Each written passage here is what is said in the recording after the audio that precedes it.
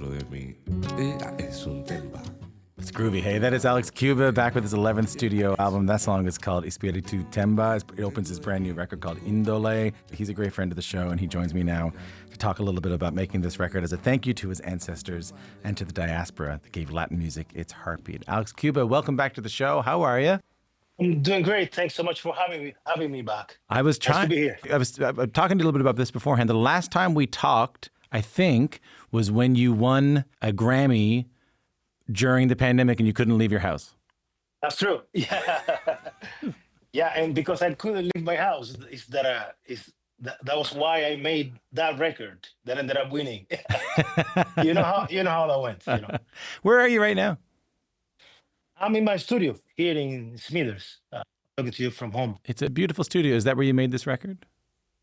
This one, yes. After I won that Grammy in 2022, I couldn't justify it anymore. I had to make a studio because up to that point, I have been so busy hearing and stuff like that, and never thought that it was a good idea to have a home studio and not use it.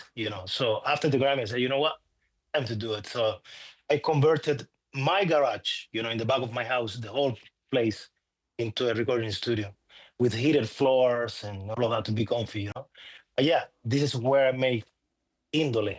What does índole mean? Índole is the true nature of things, and since this album got me diving deep, into my roots and also, I don't know, the music of this album comes from a different place than other albums. I think I thought that it was, once I found the word, it made me happy. I won't hide to you that naming my albums is the most difficult thing ever for me. It's the last thing I do. It's an impossible thing to do. It's impossible to take these collections of songs and try to put like something on them that's both memorable and like represents them. You can't really do it. I am interested to know that like the true nature of things, as things actually are, is what was interesting to you. Why is that? Because we live in times where it's difficult to find, I believe, to find complete honesty and things like that, from people. And so this album is of índole, of a complete honesty, índole, sort of saying, in many ways, So yeah, that's what it really means to me. In order to make that, you had to, I mean, like, you've become known across this country for making fun, like energetic, very happy music. And don't get me wrong, like this record is, I would say mainly that. Like it has a lot of happy moments on it. It's still a lot of music you can dance to. But I've heard you say that you needed to go somewhere deeper, even somewhere a little bit more darker on this, even though people might not be expecting that from you. Can you talk to me a little bit about that? That's right.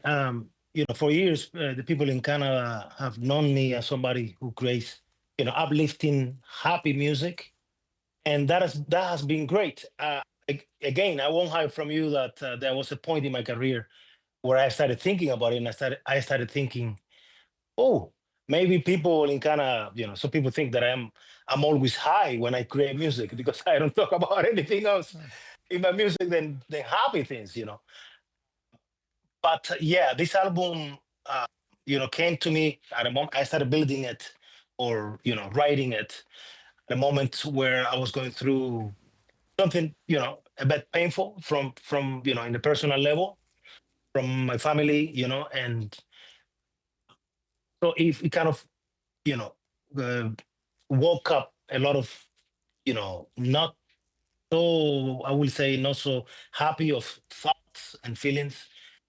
And in the middle of all of that, music started coming to me, and I thought that I will finally, embrace something like that because it's not that I didn't have moments like that in the past. Everyone does, I would guess.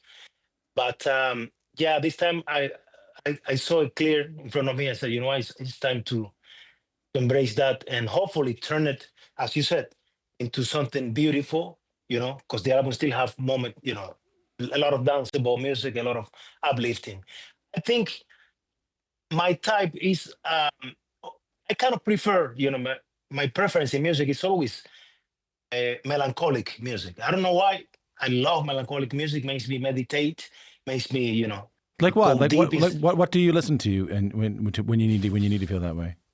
Oh, some, I don't know. Maybe some classical music, Yeah. even romantic music. Not the one that sends you to to I don't know, to a really dark place. But there is a lot of music like that in Latin music, and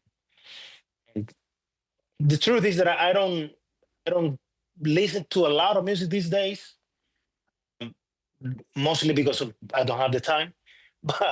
But yeah, it's been with me since the beginning. That melancholic pieces of music will capture me more, and so I enjoy that naturally. And but somehow I always have the way. I always find a way to turn the melancholic into optimistic, at least.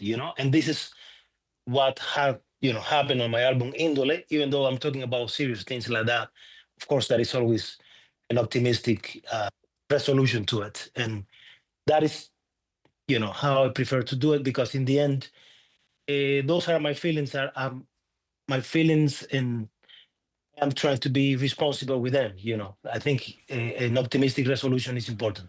Let's listen to one of the songs from the record. I think that speaks to that. Take a listen to this. ¿Será que la vida nos engaña? Confunde, no nos deja entender, jugando las cartas en el alma. Es amor, yeah, yeah, yeah. Siempre habrá una That is manera. El Día Más Triste, which is in English, The Saddest Day. Tell me where that song came from. What's The Saddest Day? That was one of the first songs I actually built for the record. That's where it started. I wrote that song to a broken relationship, in my family, that totally surprised me and ended up being something very sad for me. So that was the day when I realized that being blocked everywhere, I have been canceled everywhere, from this family member, and it prompted this song. I wrote the song to that family member. We think about romantic relationships as the things that can really gut us, but sometimes it's our families that can gut us the most, Yeah, I think, and then after that, of course, I went through a process of healing and trying to see it from somehow, somewhat more of healthy place. And I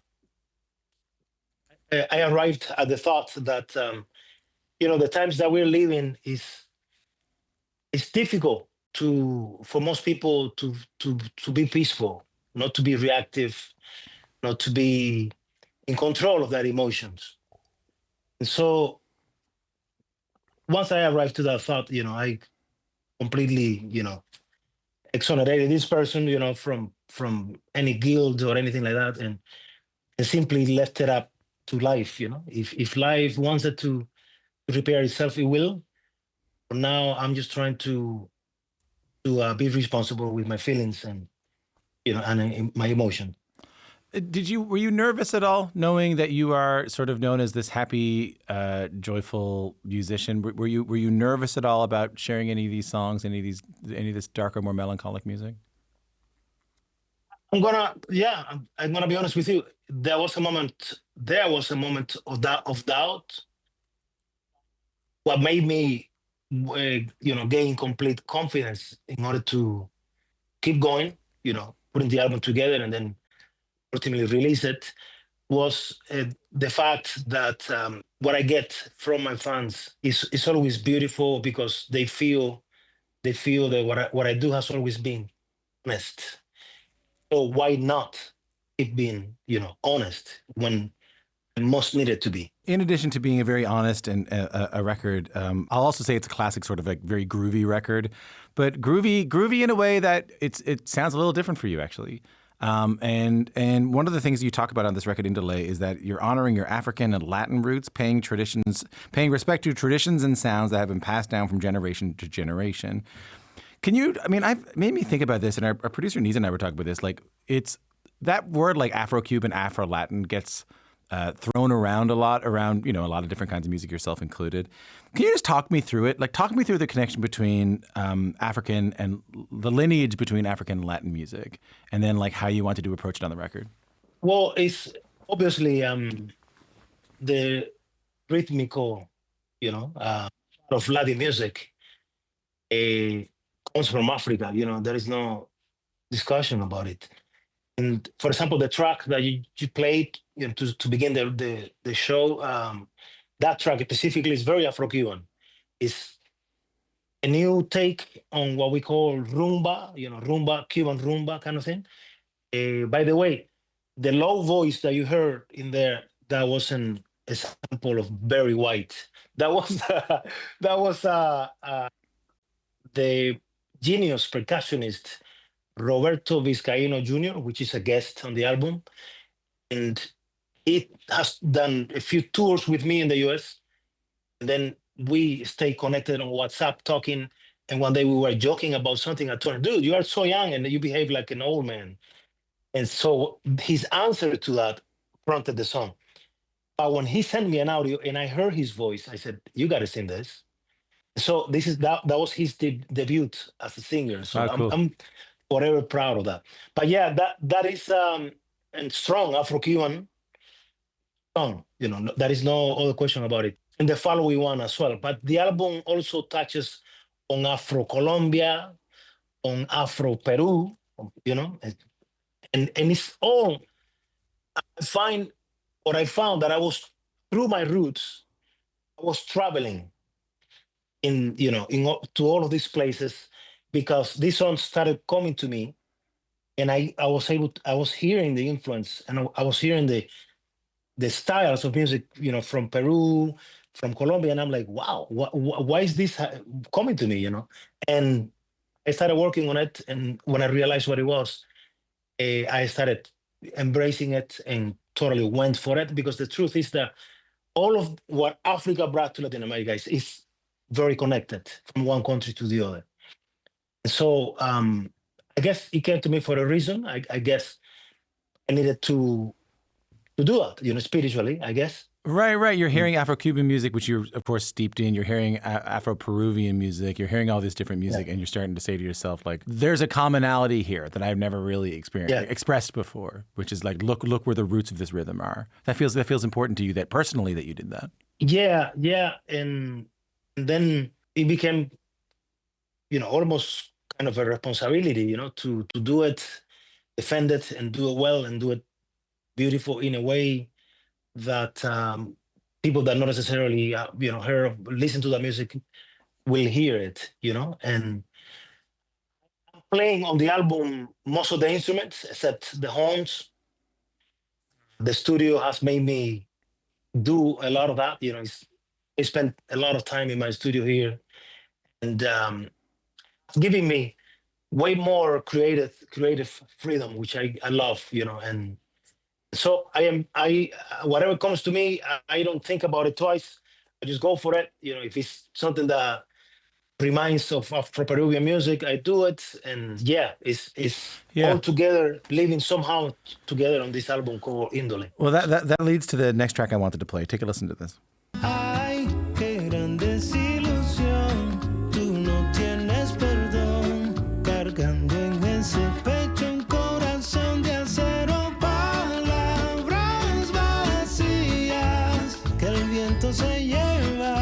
That is Palabras Vacías from Alex Cuba's new album Índole.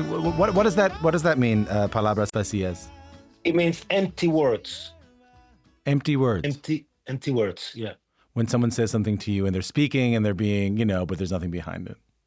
Exactly. Or somebody lies to you or something. Yeah. Yeah. Interesting song for me. I see it as something that people are really not expecting from me. Yeah, you've said I had to live 27 years of a multicultural life to even think that a song like this could be mine. What does that mean? A song like what? Tell me a little bit about that. Well, the song has, hints of country music. And we all know that if you were to musically compare, there is no sense to comparing, but if you were to musically compare country music to Latin music, or even more to Cuban music, the rhythmical situation in both of those different styles, very different, very different. For a Cuban musician to arrive at a place like this where I am so comfortable playing so simple, you know, embracing that simplicity, it took me a while, because we are used to, the more subdivisions, the better, right? Yeah. But yeah, I'm like doing this song, I'm like, wow, man, who was to tell me, 27 years ago that I was going to arrive at a song like this that I actually love in the record. I can tell on this record that you're thinking a lot about your roots. You're thinking a lot about where you come from, a lot about where your music comes from. How do you stay connected to your ancestors, to your roots, to your culture, living in northern British Columbia, thousands of miles away from where you were born? Tom, I have to tell you, not even myself, I know how that happened. Because the truth is that I am completely integrated to the community, to Canada. And I am actually very proud of being Cuban Canadian. You can't take the Canadian out of the Cuban anymore. Yeah. People tell me because of that, because I remain true to myself, and somehow still the culture in which I grew up is still very strong inside of me. And people sometimes they think that I live in either Miami or still in Havana, Mm-hmm. And I'm like, no, I'm Cuban Canadian. You got to mention Canada in there, because without Canada, I would have not arrived to where I am today. Yeah. It's somehow difficult to understand, but I think the only explanation that I have for that is the reason why I came to Canada. I think the beginnings are very important. They will set pretty much your path, down your life. In the beginning of my life, I came to Canada because I fell in love with a Canadian woman. She was doing Is that sound, what- right? No, she was volunteering. She was going to the university in Vancouver, Simon Fraser. Yeah. So she was involved with, a committee of solidarity with Cuba, and that's where we met. And were you there playing with your dad's band? Yes. Yeah. And in December we're turning 30 years married. Congratulations. Sarah and I. I'm very proud of that.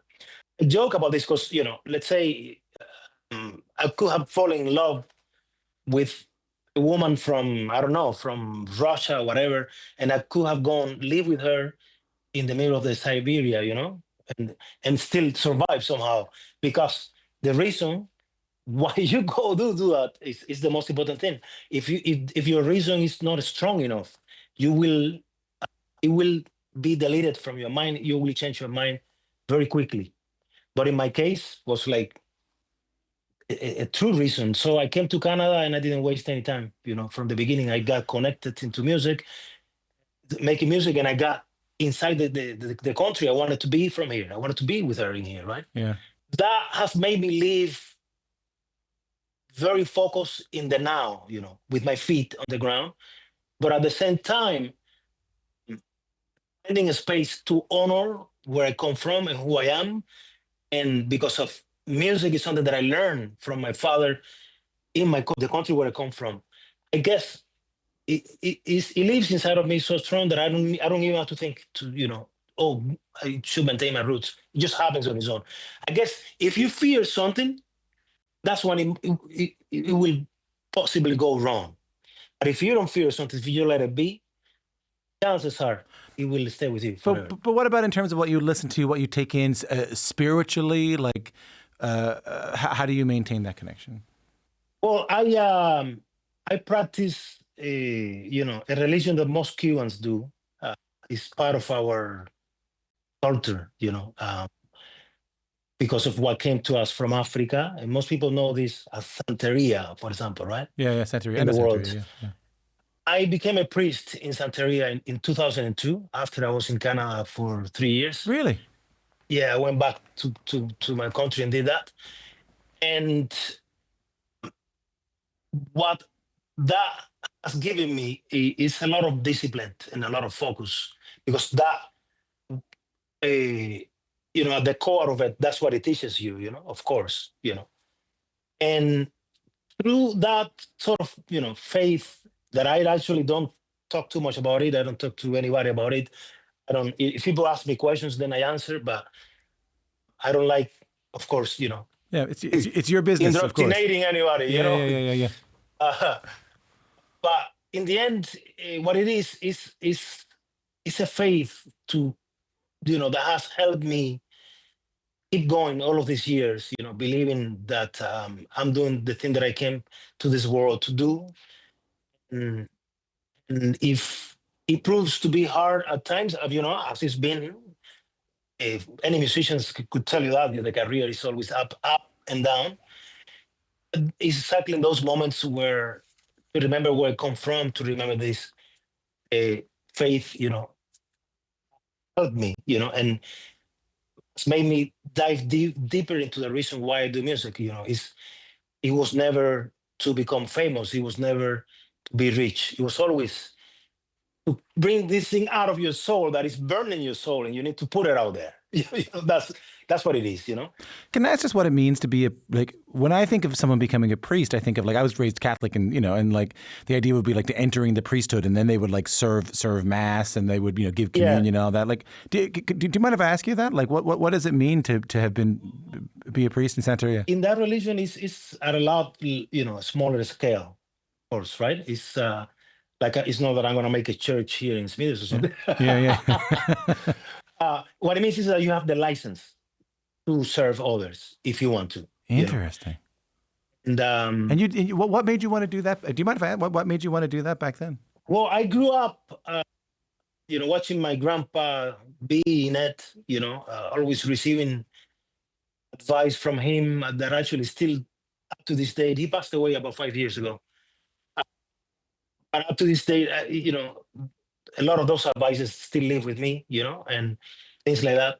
And so it was a natural thing. I found that I needed find discipline, find focus in what you want to do and fasten your seatbelt because it's going to be a long road, So that was the main reason I said, I want to fully give myself to the career of music. I know that it's not going to be easy in Canada, but I want to find that confidence and that faith. And that helped a lot. What a beautiful story, man. Oh, thanks so much, man. Thank you. I can tell you are changed by the writing and the making of this record. Is that fair to say? Yes, that is very fair to say. I actually, maybe every artist thinks this way, that every album we put together is somehow better than the one before. But this one, I think it says a lot in the music spectrum because I feel that with every album that I do, with every musical effort and work that I put out, I travel more into my essence. You cut more and more of the fact and just leave the real thing right in there, right? And this is exactly how these albums feel. And I'm really happy about that. It's a beautiful record, Alex. Congratulations on it. I think stick around your living room. You might be getting another Grammy by distance. Oh man! Oh Tom, thanks so much, man. Do you know that I joked about that Grammy for a while? It wasn't only winning the Grammy, it was also setting a record for the most Canadian way ever of winning a Grammy. Because I won it while driving under snowstorm, between Prince George and here. It was snowing. I think it was early April or something. And then I got a phone call in the car, and it was, hey, you just won a Grammy. And what? So I hold that record. That is, yeah. You should get the Grammy for most Canadian Grammy. Yeah. Thanks so much for coming on. Congratulations on the record. Thanks, man. I'm very happy that the Junos has just put out a new category this year, and that is for best Latin music recording of the year. So thank you, Canada. Thank you, Junos. Let's go.